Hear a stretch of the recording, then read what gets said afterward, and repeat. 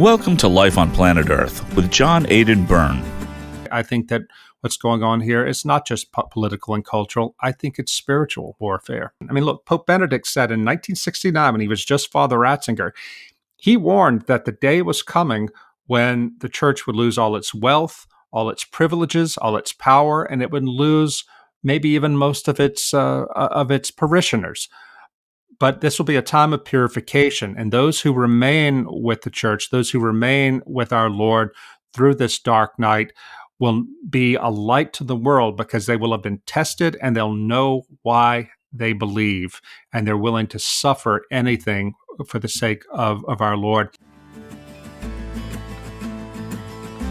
A voyage of discovery in an uncommon age of unparalleled scientific, economic, political, and social upheaval, Life on Planet Earth searches for the unvarnished truth, answers, solutions, and above all, hope for our existential crisis. That was Rod Dreher. From my interview coming up, he's the best-selling author of the Benedict option. He has a new book, Live Not by Lies, a manual for Christian dissidents. Rod will talk to me about his new book, which warns Americans about the threat of a totalitarian future unless there is successful resistance. We are also in a great spiritual battle, according to Rod Dreher, and it's for the freedom of humanity and the soul of a nation. Rod reminds us how one church leader warned long ago about the future for the Catholic Church. Well, it's dire stuff. Will it come to pass? We'll have to wait and see. But this is the sort of thing that we are being forced to accept. And also, there's the whole problem of racial ideology, which is taking over everywhere. In Christianity, we are taught that God judges people on the basis of their heart. God teaches us to judge people not on the basis of the color of their skin, but on their actions and on what's in their heart. But this new racist ideology that's coming out under the Orwellian name of anti-racism does just the opposite. It says that white people are guilty of white privilege and white supremacy simply by virtue of being white, and on and on and on. Rod Dreher is a New York Times best-selling author. His new book examines the battle for control of our institutions and traditional way of life in America, the fundamental attacks on religion and faith.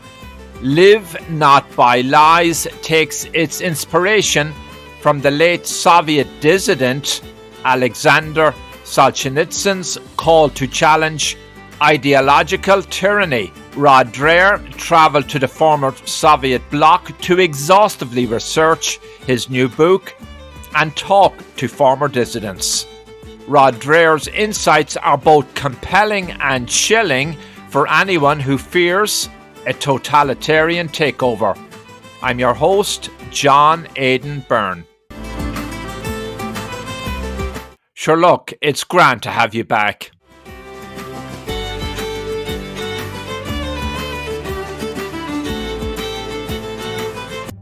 Why was the basketball court all wet? Because the players kept dribbling on it. The dad joke. Corny, groan-worthy, but also one of the simplest ways to share a moment with your kids. What did the buffalo say when he dropped his son off for school? Bye, son. So take a moment to make your kid laugh, because dad jokes rule. Make your kid laugh today. Go to fatherhood.gov. Brought to you by the U.S. Department of Health and Human Services and the Ad Council. Well, I hope you're all doing well. Keep the faith. My guest in a wee moment is the New York Times best-selling author, Rod Dreher, who'll talk about his totally absorbing new book, Live Not by Lies, a manual for Christian dissidents. Rod is a senior editor at the American Conservative, and author of many books and pieces, including the brilliant Benedict option. We began our conversation with Rod Dreher's take on the state of affairs in the Catholic Church today. It seemed like an interesting and appropriate place to begin. Well, it's a it's a very difficult situation, to put it mildly. I think that leaving aside the scandals, and as you and I speak, it has come out very recently that Cardinal Becciu in Rome is accused of having sent Vatican funds secretly to Australia to buy testimony to harm Cardinal Pell in this railroad sham of a trial he was put through. And thank God he was finally released from prison. But, if that's true, if they can make those charges stick, that is an unbelievable scandal. But it shows to you how high up the corruption goes. But I think much more at the level where most people live, the faith is in great decline. Here in the United States, the Catholic Church loses about 6 people for every one who comes into the church. And this is unsustainable over time. I believe that, if you look at the statistics, not only are young people leaving the church, but those who remain, so many of them, and this is true in Protestant churches as well, don't really understand what the church teaches and why it should mold their conscience. So I believe that we, as you know, I'm not a Catholic, but I'm certainly very sympathetic to the Catholic Church. I believe that it is the bedrock of Western civilization, and as goes the Catholic Church, so goes the West.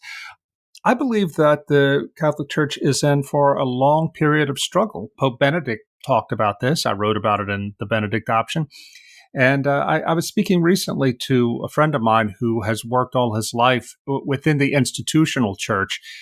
And he told me that he's spending the rest of his life trying to build up the church at the local level because he doesn't have confidence that the institutional church is going to have what it takes to survive what's coming. So that's a very dire prediction. But, as the people of Ireland know, the Catholic people of Ireland know, everything can collapse very quickly. Last year when I was in Poland, John, talking to Polish Catholics for my book, Live Not by Lies, I was absolutely astonished to hear young Poles, practicing Catholics in their 20s, say that within 10 years, 20 years tops, Poland is going to go the same way as Ireland. Now, for somebody like me, I'm 53 years old. I was raised in the John Paul II generation. Poland has always been this fortress of Catholicism in a secularizing continent. To think that even Poland is on the verge of falling is incredibly depressing. What is the cause of that in Poland? We could talk about Ireland. I'm from Ireland originally. I've lived in America for 3 decades, so I see things from a distance, and I'm just as shocked as you are at what has happened in Ireland and what you're telling me now about Poland. Oh, yeah. Well, when I talk to Poles about it, a big part of it is the fact that the young, the ones who are raised in the post-communist generation, they've had full access to Western media and social media. And so they've been hit by the same sort of ideas and practices that have affected the youth and the younger generations in America and Western Europe. But I think there's a particular problem there in Poland that I wouldn't have known about had I not gone there. And talking to these young people and also to some older priests, they tell me that the Polish bishops and the institutional church rested on its laurels too much. I mean, it performed very well in the resistance against communism. Communism was defeated, and then they sat back and were fat and happy and thought that things were going to be like this forever. They failed to see how rapidly things were changing in the world itself and in their part of the world, and simply were not prepared for the radical loss of faith that's coming with the younger generation. So it was amazing to be over there and listen to these young people, and in a couple of cases, even older priests, talk about how angry they are at the bishops for just being complacent. And I did meet this monk when I was over there at the Benedictine monastery of Tyranny, which is near Krakow, a famous Polish monastery. He told me that he was about to start a Benedict Option Foundation to try to educate poles and form ways of life, communal ways of life, where they can really go deep in the faith and be resilient for what's to come. And just the other day I saw online, this monk has actually done it.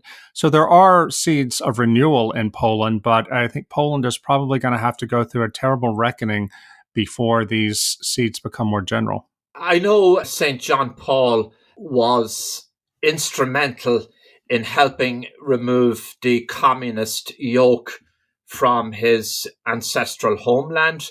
But when he looked out at what had been achieved some years later, he wasn't exactly enamored, let's say, with how the new Poland was taking shape. I guess he was taken aback by the embrace of mass consumerism and some of the developments he saw around. Has that played any part in it? Poles just rushing out to embrace the same values that have been corrupting many nations in the Western world? Oh, that's exactly what happened.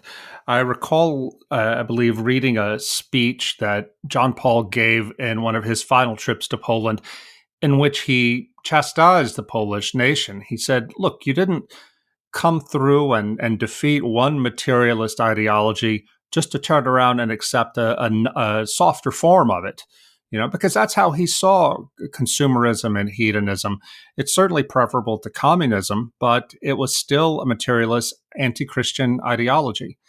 And that's what's happened over there. When I was in Hungary last year, John, interviewing people for this book, I was going around the city of Budapest with my translator, a young Catholic woman, married with one child. And she said, it's so difficult for me to find other Catholics my age. The faith has all but collapsed among my generation. And you look around, and the only thing that most of my people of my generation want is for Hungary to become just like Sweden, full of personal liberty, hedonism, no religion, no tradition, nothing but consumerism and fun in life. Well, you can't keep a civilization going on that, John. You and I both know that. History shows that. But unfortunately, the people of Eastern Europe may have to learn this on their own. Well, you mentioned Ireland just a moment ago. It has shed many of its cherished values. It embraced the culture of death. And now it's talking about assisted suicide. A bill has been introduced in the parliament. We could trace this back to the 2008 financial crisis. Irish voters were grasping at straws and elected very extreme far-left lawmakers who moved very fast to get a lot of this legislation in place. That's right. There was a real upheaval in Irish society and all around the world, but especially in Ireland, by that financial crash. And I think it revealed a lot of the foundational cracks in that society, much as COVID has done here and perhaps overseas. When I wrote this book, Live Not by Lies, I know we'll be getting to it in a second, but it does prophesy, not in any sort of religious sense, but just reading the signs of the times politically and culturally. It prophesies that the Christians are going to be in a very difficult, even persecutorial situation. But when I first finished the manuscript back in March, I thought, how in the world am I going to sell Americans on this idea that things are as bad as they are? Because by then I knew the book was going to come out in September, and I said, I'm going to have to be thinking hard about this. Well, then COVID hit. And then George Floyd hit. And then the American cities exploded in race riots. And now within institutions such as universities, corporations, and so forth, this radical identity politics ideology is taking over. Well, now people know that how bad things are. I don't really have to work hard to convince them of that.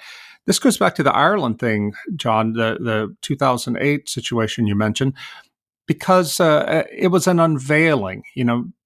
Catastrophes can be unveilings, can be an apocalypse in the literal sense, the Greek sense, which is to say an unveiling. In 2008, people were able to see in Ireland how things really were. It's like the tide went out. Similarly with COVID, we have seen in this country, the United States, how weak society is in many cases, and how I think susceptible we are to totalitarian manipulation. Maybe we can get into that in a bit. The suddenness of what happened in Ireland is extraordinary. I mean, here in the 60s, 70s, you had 80% or so of the faithful attending church every Sunday, and there was religious devotion was high. They, even at that stage, it's a bad word, but they were exporting priests in the 60s and 70s to America. And then we had this major turnaround. So you had the financial crisis in 2007, 2008, upheaval, resurgence in immigration. People had lost their businesses. There was a water crisis. And I suppose you could argue that there was a takeover by extreme forces. But if the faith had been very strong in Ireland to begin with, would these things have occurred anyway? Yeah, that's exactly the point. I mean, in my generation, I'm Generation X. A lot of us on the right in my generation tend to look back at the 1960s as the watershed decade for this country. And it was in terms of bringing the counterculture to become the mainstream culture. Nevertheless, we can't idealize the 1940s and the 1950s, because if things were so great back then, in the church I'm talking about, they wouldn't have collapsed so suddenly.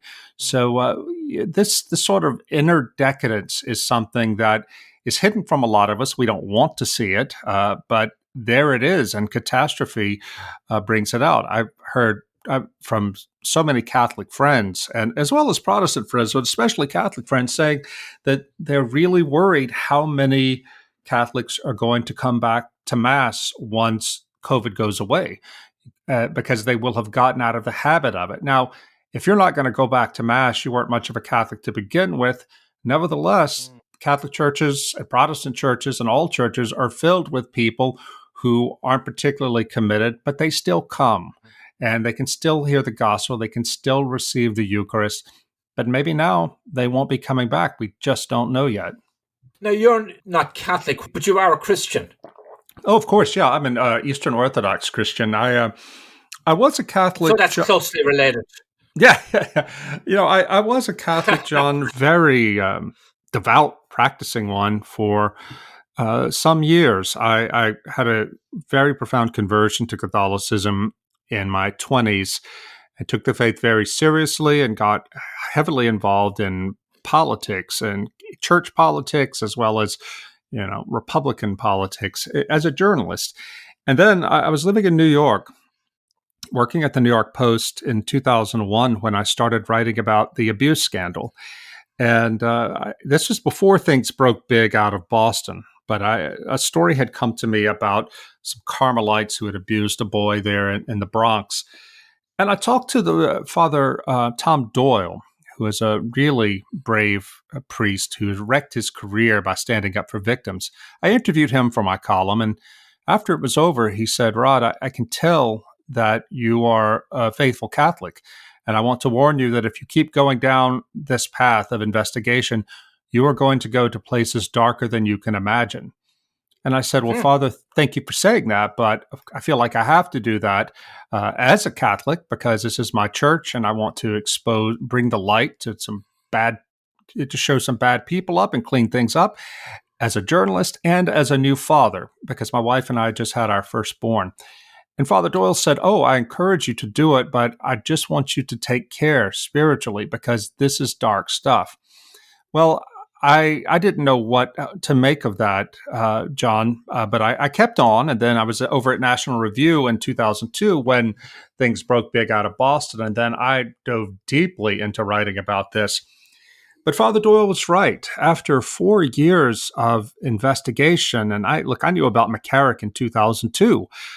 He had his lawyer call up my editor at National Review, say that Rod Dreher was working on this story about the cardinal and the beach houses, and it's true, but we want to get him off the story. Well, my boss didn't take me off the story, but we also knew that we couldn't report it unless I had someone on the record or some documents, which I was never able to get.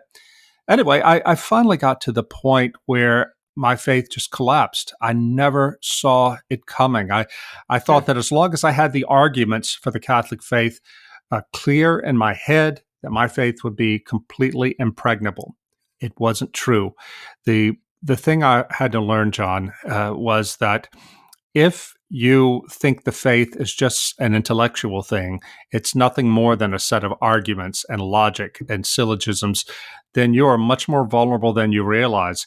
The faith has to also be lived out and has to get into your bones in a way that I simply didn't appreciate because, being an intellectual, I thought that's all there was to it.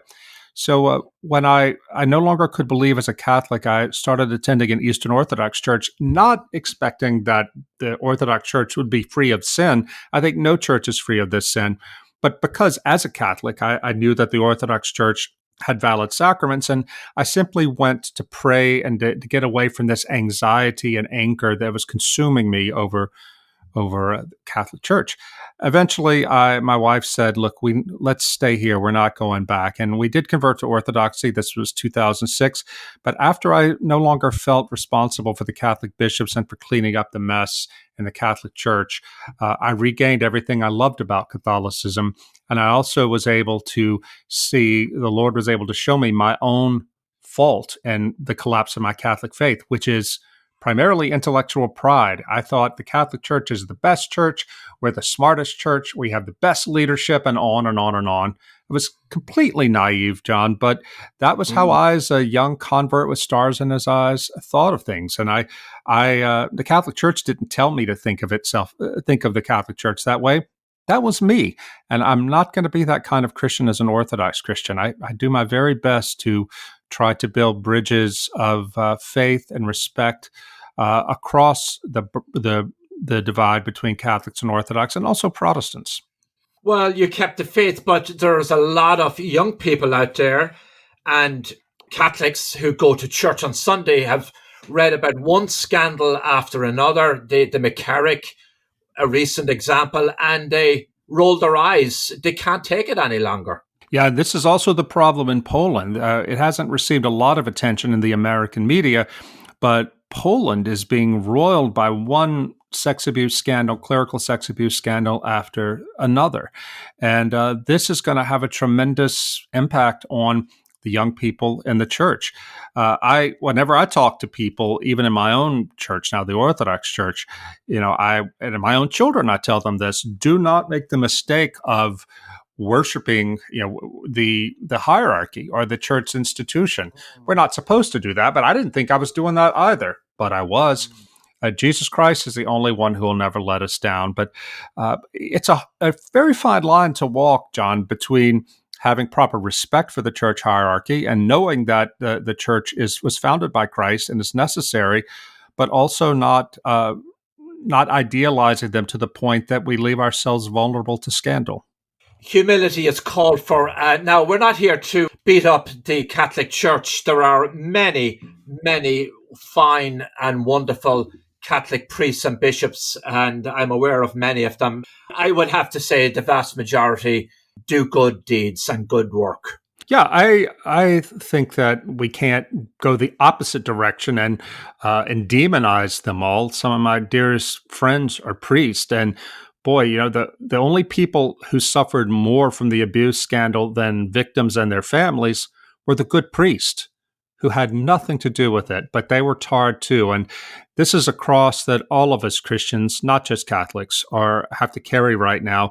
And this is a sort of thing that will be used in the times to come by secularists to demonize us. They'll talk about these scandals in the Protestant churches, Orthodox churches, Catholic churches, to try to justify hatred of us and policies that take away from us or reduce our abilities to run our own institutions. It's coming. Rod, we're going to get to your book in a moment, but when you said Orthodox, I'm glad you didn't say you were a Russian Catholic. Somebody jokingly remarked some time ago that the US Catholic Church is full of Russian Catholics. They rush to the Mass on Sunday, then they get to the car park, and then they go to the soccer practice. I hear you.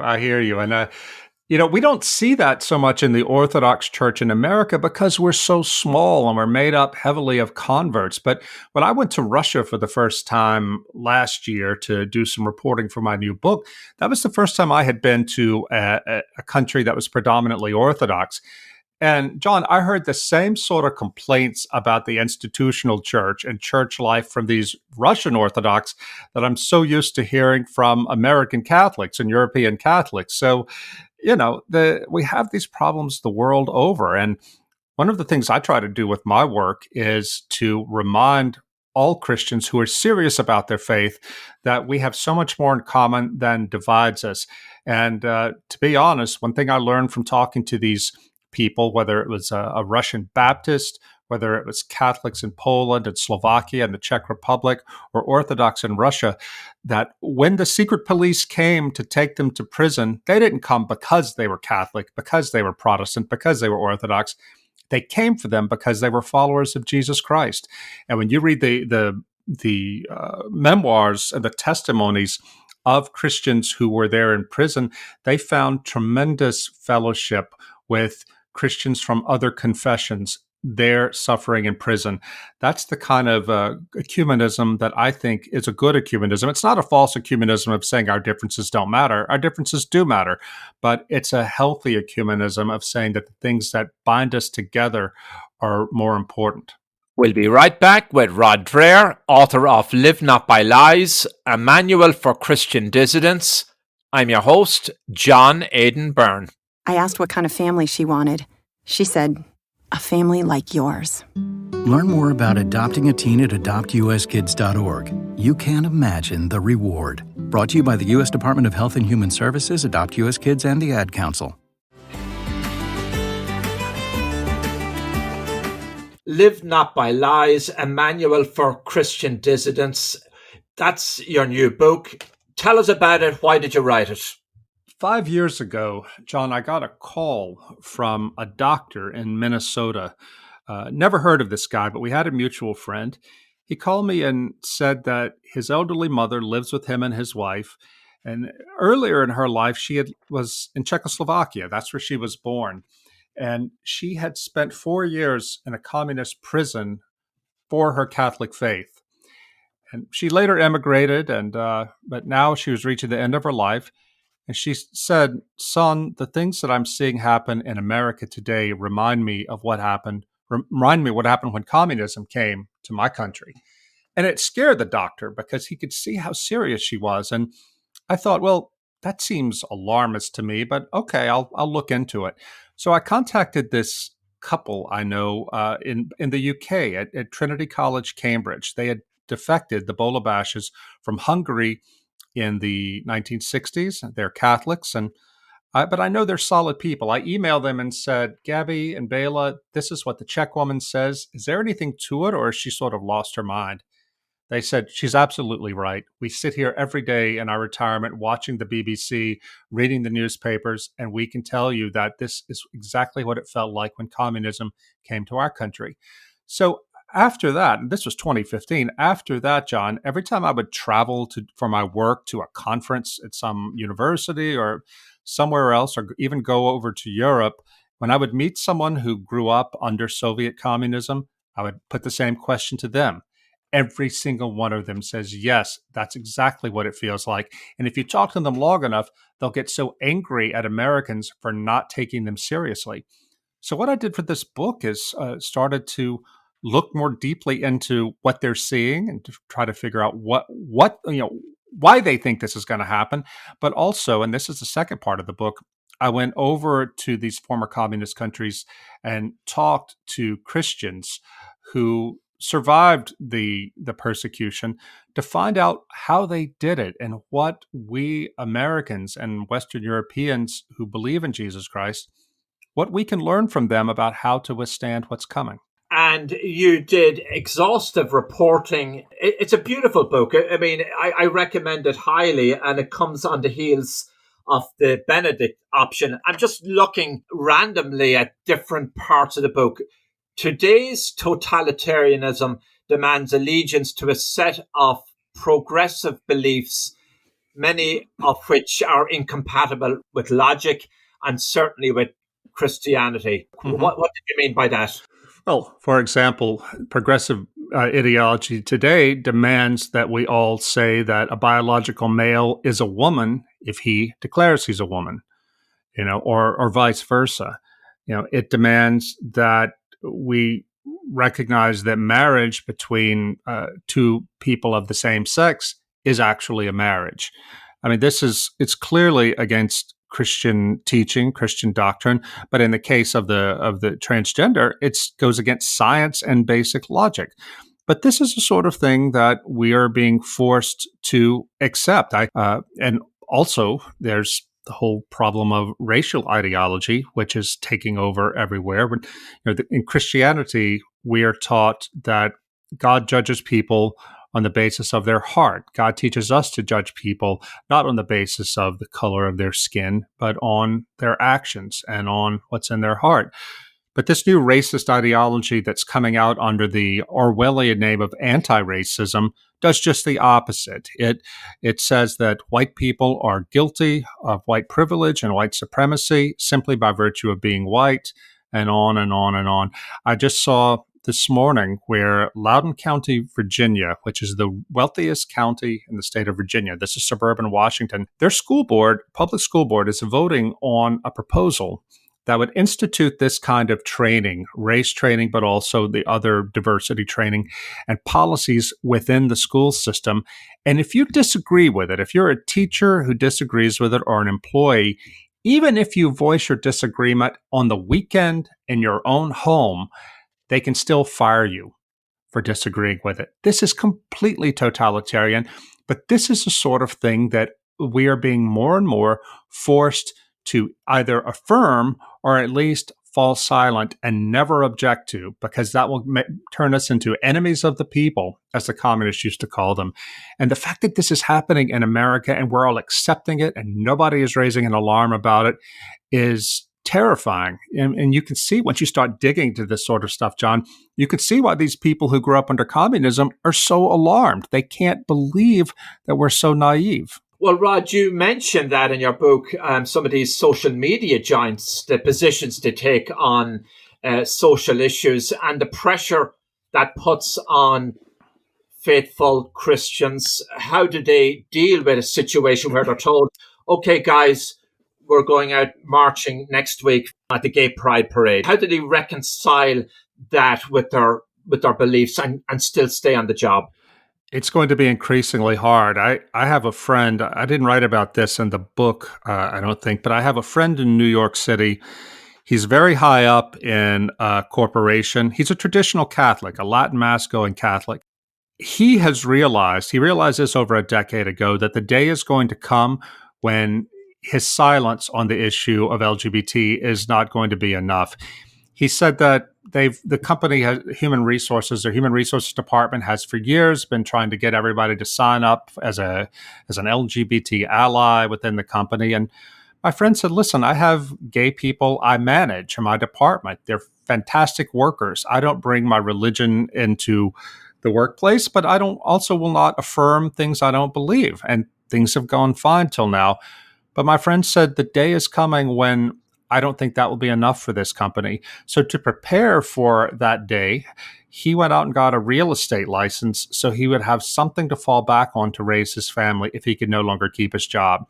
In Poland last year, I spoke to Polish Catholics who were really suffering, and they all worked for Polish branches of American or Western European multinational corporations.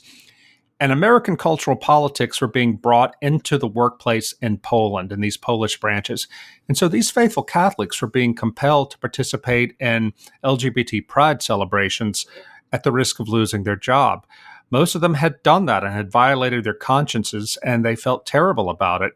And but that's the price of getting ahead today in these compensating professions. If Christians want to be involved in the law, they want to be involved in academia or professions like that, and medicine, they're going to increasingly have to bend the knee to this sort of woke totalitarianism. I talked to one man, I quoted him in the book. He's a Catholic. He was born and raised in the Soviet Union, immigrated to America, converted to Christianity, to Catholicism in America. He works high up in a medical corporation, a hospital in the U.S. He told me that it's the hospital's policy that anybody who comes into that hospital and demands surgery or hormones to change their sex must be given them, no questions asked, even if the physician believes that these hormones or this surgery will not help this person. That is extraordinary. There is no other case, no other medical situation in which a physician would be forced to go against his medical judgment for essentially political reasons. But that's what's happening. And the doctor said, please don't use my name. I have a family to raise.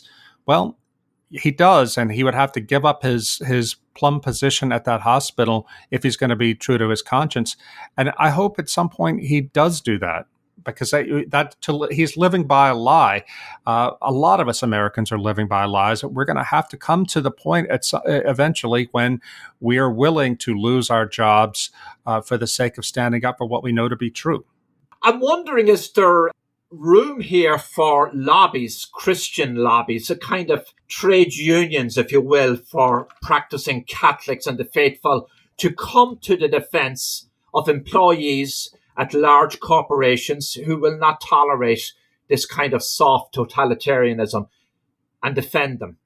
You know, when I was in Warsaw, Poland, doing interviews, I went to the home of a woman named Sofia Romaszewska. She's 80 years old. She and her late husband were big activists in the Solidarity trade union movement. And she was firm with me about how people in the West, in America and Western Europe, have got to start organizing now these sort of organizations to push for protecting individual liberties and religious liberties. I think one problem with that, though, John, is that so many people within our own churches have already gone over, and they see LGBT affirmation as something that Catholics should do, Christians should do. I think there in New Jersey, Cardinal Tobin has actually flown the pride flag, maybe even from the cathedral, if I'm not mistaken. Correct me if I'm wrong there, but he's definitely. I believe that is correct. Right. So when your own bishops won't even stand for you, when your own bishops treat you like you're a bigot simply for standing up for what the church teaches, you're in real trouble. And look, this is happening too in Protestant churches, and even in the Orthodox Church. An Orthodox convert I know emailed me last week to say that she was shocked when the question in a catechism class came up with the priest about transgender, and the priest said, "Oh, transgender is just another way of being who God made you to be." That is not what the Orthodox Church teaches, but people, they trust in the authorities, and they're credulous about it. And the authorities like bishops and theologians and priests are undermining what the church actually teaches. Now, we could start a very long conversation about some of the individual social media outlets like Facebook, Twitter, and so on, heavily socially liberal. Is there opportunities for conservatives to set up competing platforms for conservatives? Well, we had better take advantage of the freedom we have to do that now while we still have that freedom, because one of the things that I fear is coming under this woke totalitarianism is the tech companies will not allow us to do that, because they will see it, they will call it bigoted, and they will kick us off our platforms. That's already happening with some conservative groups, and I think it's going to continue. But we've got to be smart about this and figure this out, John. I dedicate my book to this Catholic priest named Father Tomislav Kolakovich. Father Kolakovich died around 1990, but in the 1940s, he was working in Zagreb, Croatia, and doing anti-Nazi resistance work. He got a tip that the Gestapo was coming after him, so he slipped out of the country, went to Slovakia, his mother's homeland, and began teaching in the Catholic University in Bratislava, the capital. Kolakovich had trained in the Vatican to do missionary work in the Soviet Union, so he knew the Soviet mindset. He told the young people in his classes, the good news is the Germans are going to lose this war. The bad news is the communists are going to be ruling this country when it's over, and the first thing they're going to do is come after the church. We've got to get ready. So what Father Kolakovich did was organize small prayer groups and spread these groups all across the country. And they would come together very devoted to pray, to study, and also to learn the arts of resistance. Now, bishops in that country told him, "Oh, Kolakovich, you're being alarmist. Things will never get that bad. It won't happen here." But he refused to believe them, Father Kolakovich, because he knew how the communists were. Sure enough, when the Iron Curtain fell, the communists came after all the priests, and it turned out that the network of faithful lay Catholics as well as priests who were working with Kolakovich, they became the background, or the backbone, I should say, for the underground church for the next 40 years in that country.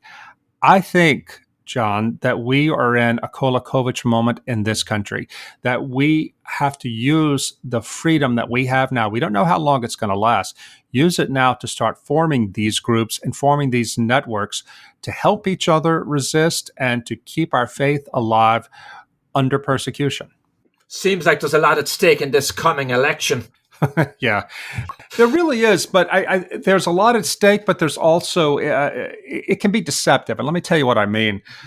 I'm a conservative. I've been very disappointed with a lot of things Donald Trump has done. But I also know that there's no question of what the Democrats are going to do when they get in power. They're completely on board with this woke militancy, the social justice militancy. Joe Biden tweeted out in January that there can be, quote, no compromise when it comes to transgender rights. That's just one aspect of it. And if they come into power, then they're going to go full speed ahead, pushing this throughout the executive branch. And if they gain full power in the Congress, there's going to be very little place for people like us to hide. Now, having said that, I think people are mistaken if they think the only thing holding this back is Donald Trump, because there's so much of this stuff is coming at the cultural level beyond politics alone. If Donald Trump were a philosopher king, he could not stop all of this because it's coming to us in our local schools. It's coming to us in universities, through the media, through the entertainment media, and so on and so forth. This is a cultural revolution, not just a political one, but a cultural one. And no president could stop it. Having said that, I'm so grateful that Donald Trump has nominated and seen approved by the Senate over 200 federal judges, because I believe that a solid federal judiciary that respects First Amendment rights to free speech and freedom of religion, freedom of assembly, will be the last line of defense social and religious conservatives have over the rest of this century from what the left plans to do to us. Well, President Trump may indeed be a flawed and imperfect individual and human being, but you do look at his record on pro-life, the greatest pro-life president of our time, religious freedom issues, and those appointments. And now the Supreme Court, the composition could be changed in favor of family values, if you will. Yeah, I'm so grateful for that. And Amy Coney Barrett, it would be just the crowning achievement from my point of view as a pro-life Christian, crowning achievement of his presidency, if, please God, she gets approved. But things are so dramatic now. As you and I are talking, Trump is in the hospital with coronavirus. Some of the members of the Senate Judiciary Committee, Republican members, have COVID. And things are happening right now in the political realm that are what you might call it big history. And I think there's a spiritual battle here too, John. I'm not going to hide that. I think that what's going on here is not just political and cultural. I think it's spiritual warfare. How do we know that President Trump hasn't had a religious conversion in the White House? At one point, he was the Manhattan Playboy, and he declared himself pro-choice. And now he's done a U-turn. He's passed some terrific pro-life legislation and pro-family legislation. Well, I can't read his heart. I hope he has had a conversion or is at least starting on the road to conversion. But what we can know is his record. And on his record, we pro-life Christians have a lot to be grateful for, as you point out.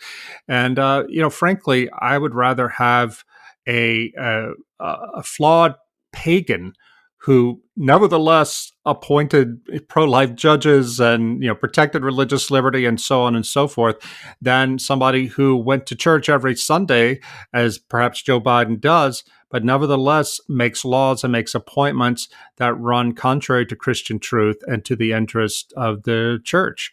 Live Not by Lies, a manual for Christian dissidents. There's some wonderful accounts in your book about persecuted Christians under communism who were locked up in prison. And you describe how faith sustained them. You even describe the miraculous miracles.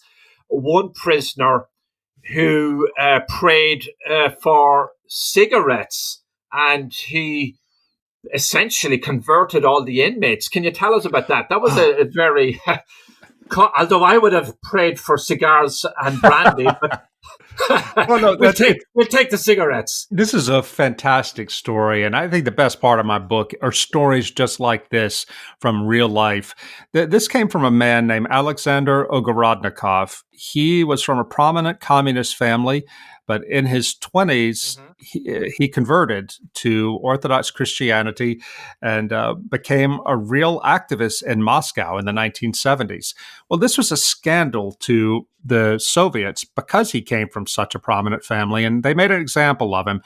They threw him in a very rough prison, and he was thrown into the cell with all these rough characters, and he told them, and I relate the story in the book, but he told them, "Men, I'm here to see you, to suffer with you as your brother, but God loves you, and I want you to know that." And they all made fun of him. And one of them said, "Well, if your God is real, then ask him to send us cigarettes. We haven't had a smoke in a long time." Yeah, well, Ogorodnikov told me, he said, I told him, "Well, I don't think you should be smoking. The body is the temple of the Holy Ghost, but okay, God loves you so much that if that would lead you to salvation, we'll pray for it. So everybody stand still and let's pray." They prayed for a few minutes.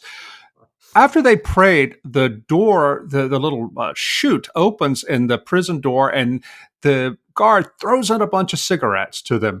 Those inmates were so shocked that some of them converted, and they said, "Your God must be real."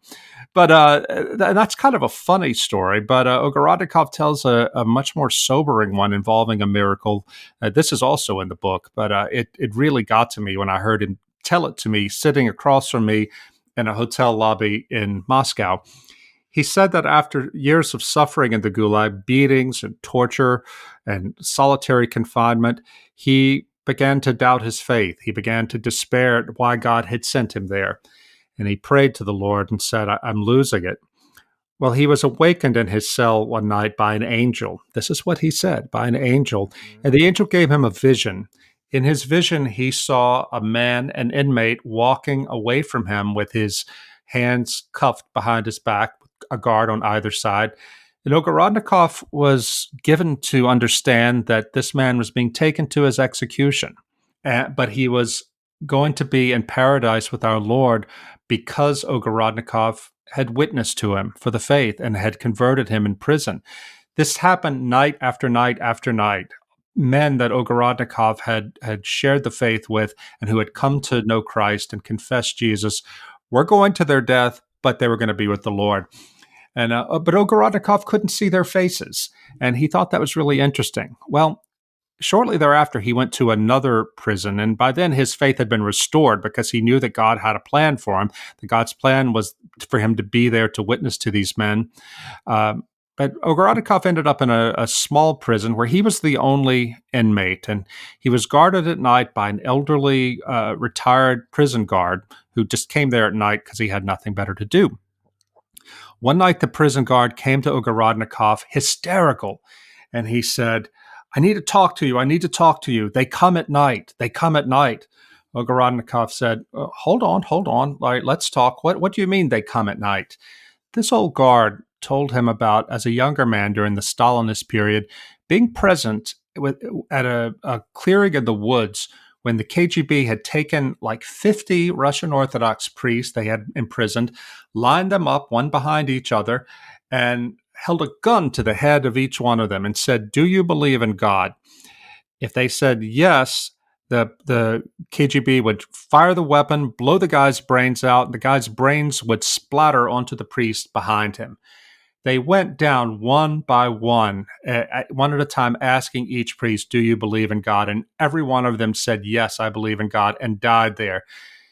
This old guard, at the end of his life, was tormented by the looks on those men's faces as they were dying for God, dying for their faith. Ogorodnikov, sitting there telling me this story in the hotel lobby, he started crying, and Ogorodnikov's face is partly paralyzed from the beatings he received in prison. Ogorodnikov wept and said, "I knew then why the Lord would not let me see the faces of the men going to their death in those visions, because if I had seen their faces, it would have driven me crazy, if I had seen the torment on their faces."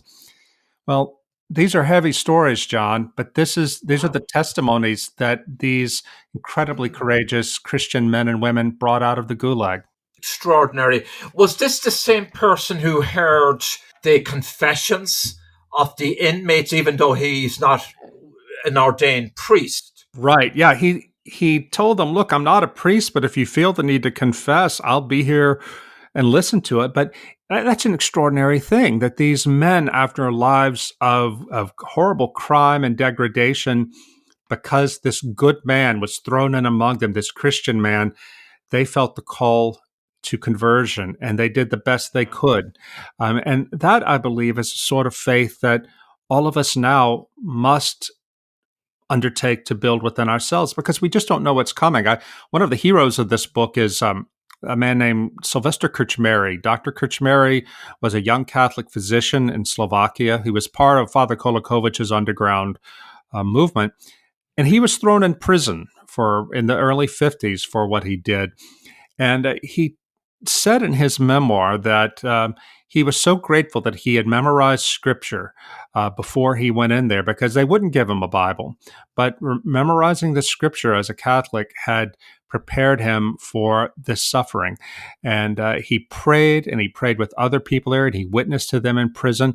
But he said something too that's so important to us and has been personally important to me as I've tried to keep my faith strong through COVID. Krčmery said, "I had to resolve never to let myself feel sorry for myself, because if I gave in to self-pity, that would have been the end of me." He said, I said rather that I would accept any suffering as suffering for the Lord. I will be the Lord's probe in here, and I will see what he wants me to learn from this.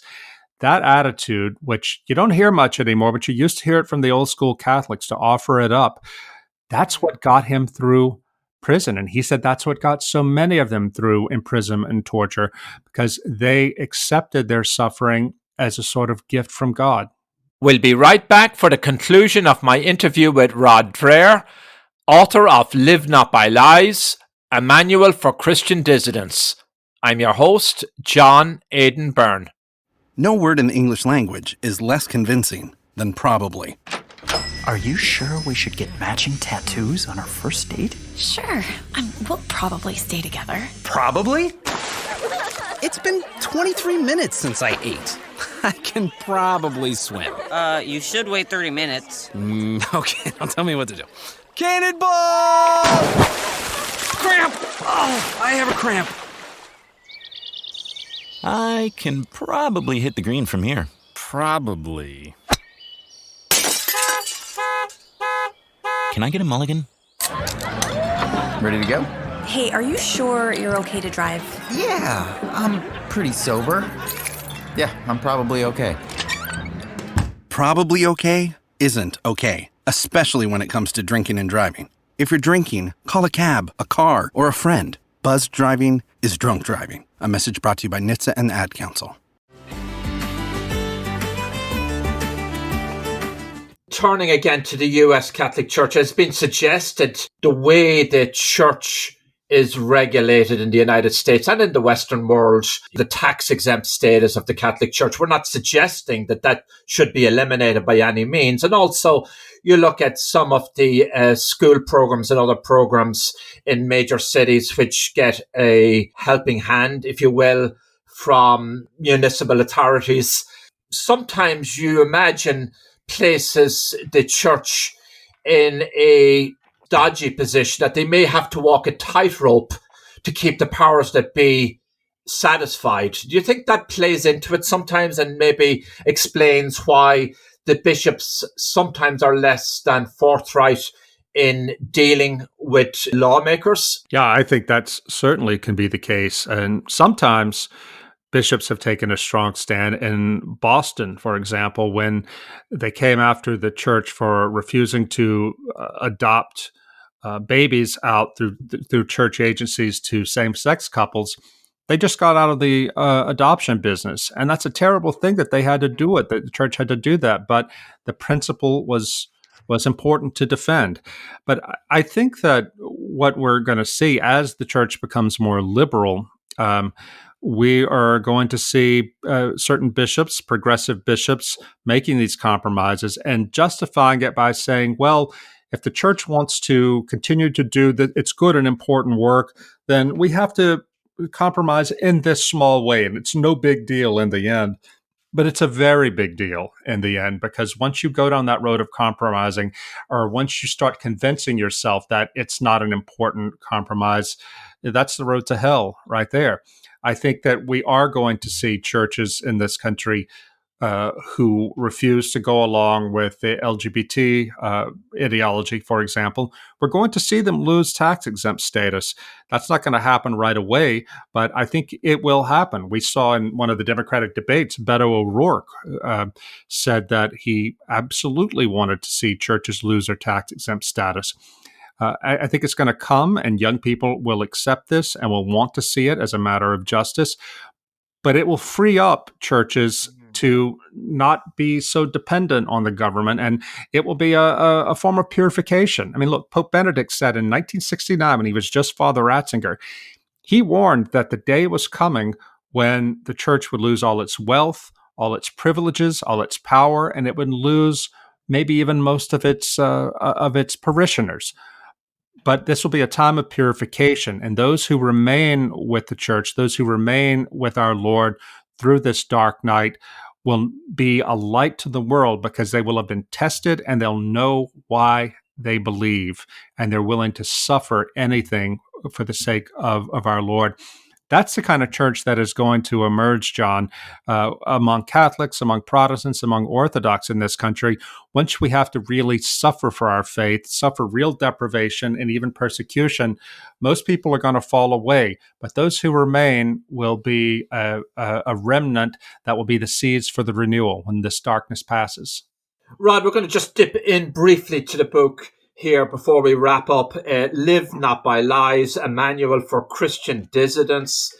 You mentioned the roots of totalitarianism and even the soft totalitarianism that you refer to, loneliness and the social atomization of the individual. We see much more of that today in our social media culture. Everybody has friends on Facebook, but they don't have real face-to-face friends. Can you just explain that to us and what you are describing? Sure. In researching this book, I read a very famous book of political theory called The Origins of Totalitarianism by Hannah Arendt.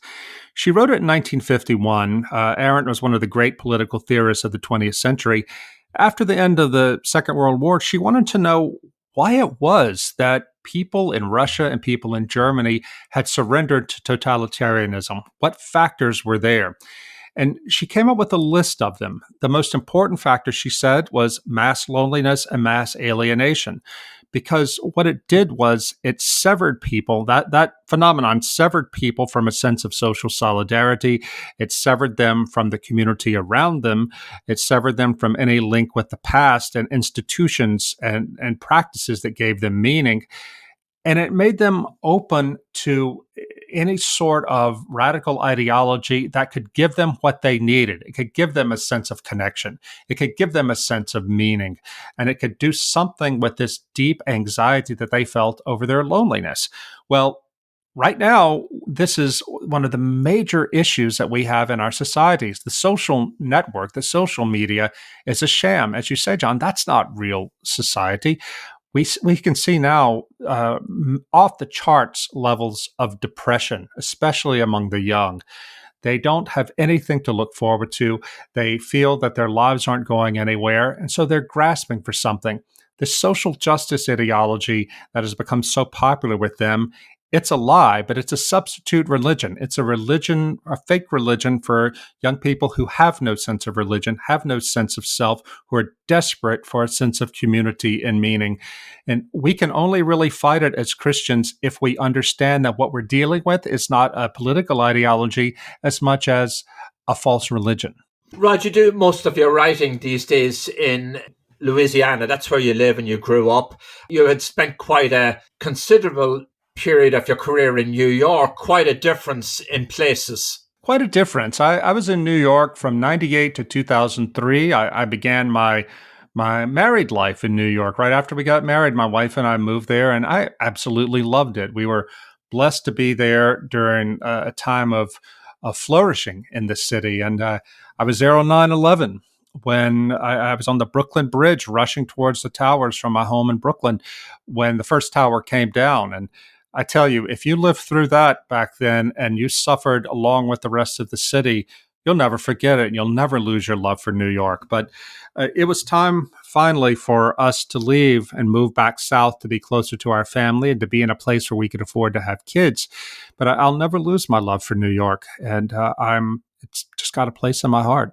That's wonderful to hear. I'm also fond memories myself of visiting New Orleans. I have a lot of relatives there. My late uncle, Jack Brennan and Rennie, lived there most of their life, and I have lots of first cousins. And it's what's fascinating about New Orleans is it's a very big Catholic city, and you don't typically think of cities and large towns and areas in the south as being Catholic, but maybe Christian, obviously.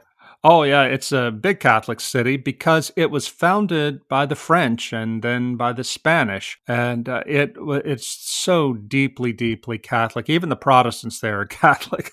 And then the Irish came in. The Irish and the Italians came in the 19th century. And you can't go anywhere in that city without seeing statues of the Blessed Mother or statues of saints, or people are so deeply, deeply entwined with the Catholic Church.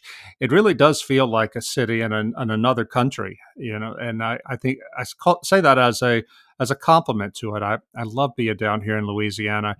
We really are unique among the American states. I'll say one thing really quick about New Orleans. You'll appreciate this. After Hurricane Katrina, this famous architect from Miami was invited to come in and help the city figure out how to rebuild. And he himself is Cuban, an immigrant from Cuba.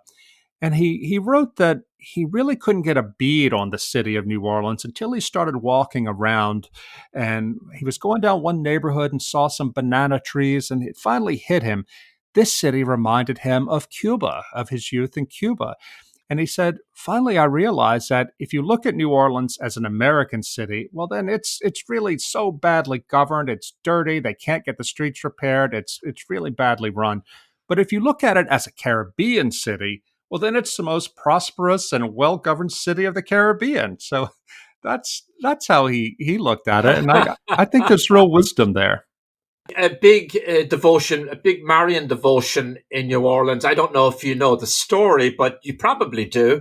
The Bleeding Madonna in one of the local churches, just coinciding with the introduction of Roe v. Wade. I don't know if that was ever proven as miraculous. I had not heard of that, but I would not be surprised. I mean, look, down here in South Louisiana, in New Orleans and in South Louisiana in general, people are so much closer to the world of the spirit and the world of the mystical. Maybe some other time I could come on and tell you stories about this exorcist I met here in Louisiana back when I was coming into the Catholic Church. He lived way down in the bayou, a little old Italian exorcist. And I asked him once for a story I was working on. I said, "How do people find you, Father? You're not like it's not like you're hanging out a shingle. And when they do, how do you convince them that they're dealing with the demonic?" He said, "I'm so difficult to find, Rod, that when people do find me, they don't need convincing that what they're dealing with is real." Very good. It's the Weeping Madonna. Look that up. A fascinating story. They claim the Madonna cried tears just around the time of introduction of Roe v. Wade and the nationalization of the abortion industry in America. Live Not by Lies, a manual for Christian dissidents, a great read. I highly recommend it. This comes on the heels of the runaway success of the Benedict option. Well, that concludes this episode and my interview with Rod Dreher, author of Live Not by Lies, a manual for Christian dissidents. But Rod will be back. Yes, he'll be back to talk to us about his next writing project and what might be in store. I'm your host, John Aidan Byrne. Slánta. You've been listening to Life on Planet Earth with John Aidan Byrne. To reach the host or learn about advertising or sponsorship opportunities, call 973-664-9460 in the U.S. or email burndesk@gmail.com. That's 973-664-9460 in the U.S. or email burndesk@gmail.com. 973-664-9460 in the U.S. or email burndesk@gmail.com.